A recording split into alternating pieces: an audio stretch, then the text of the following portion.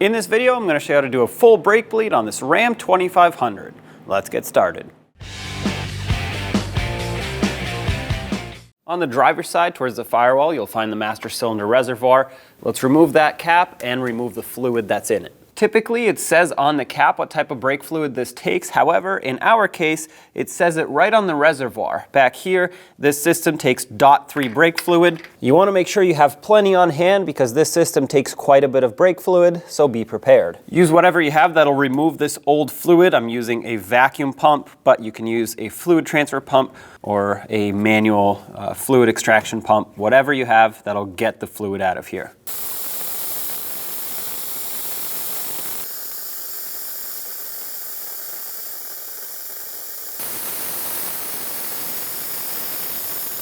Now top off the master cylinder with some .3 brake fluid.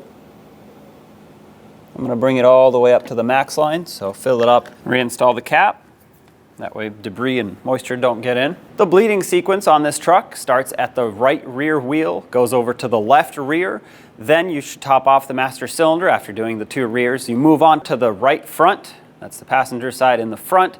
And then last caliper in this sequence is going to be the left front, the driver's side. Now it is recommended that you repeat the sequence twice, so top off the master cylinder and go around again. I have an assistant in the vehicle ready to pump up the brake pedal. They're going to pump a few times and then hold pressure. Then I'm going to crack the bleeder open. Before I do that, I'm going to remove this cap, and I have a little hose that I'm going to attach to it.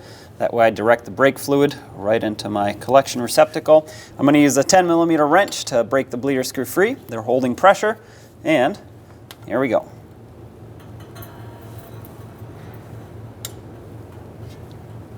All right, go again.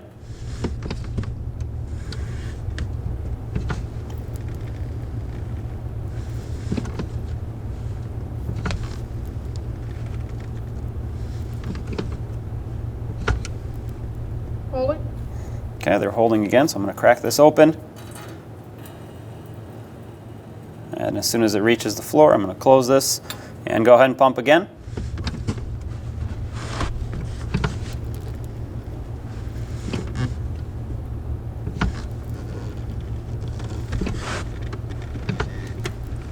Holding. Okay, they're holding. I'm going to open this up. I'm not seeing any air bubbles. Let's do it one more time just to be safe. The fluid is also getting clearer, which means there's new brake fluid coming in from the master cylinder. You want to do this until you either have nice clean fluid or you see no more air bubbles, or both.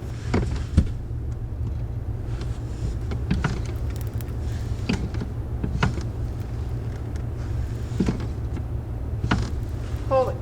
Okay. All right, close this off. You can let go now. I'm going to remove my hose. There we go. If you spilt any, go ahead and clean all this up. Use brake parts cleaner. And of course, once it's all dried up, you want to cap the bleeder screw off if you have the cap still. That way it doesn't get clogged up with debris. At this point, you're going to move over to the left rear, do the same procedure over there, and then of course top off that master cylinder to make sure it stays full. I topped off my master cylinder and I am now at the right front caliper. This is going to be our third one in our sequence. So same thing, assistant's in the vehicle, ready to pump up the brake pedal. I'm going to stick my hose on here so I don't make a mess. And with a 10mm wrench, I'm going to break this free when the time comes. All right, they're holding pressure, so crack this open.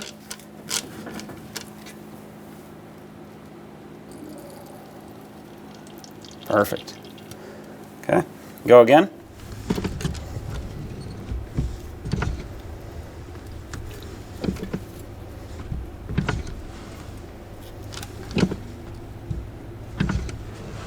Holding.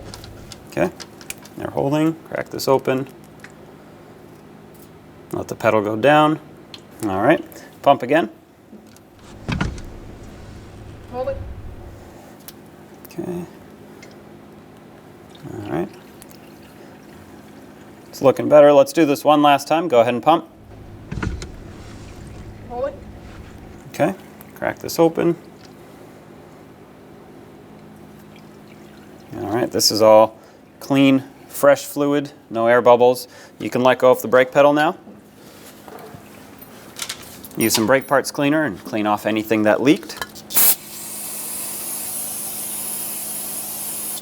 And unfortunately, this caliper did not have a little rubber plug for the bleeder screw, but if yours did, go ahead and put it back. Now move over to the left front and do the same steps. Now top off the master cylinder one last time. If you think you need to repeat the process, go ahead and bleed again in the same sequence until you're happy with how the brake pedal feels and you have no air in the system. Once you're done, put the wheels on. The front wheels get torqued to 135 foot-pounds and the rears get torqued to 150 foot-pounds.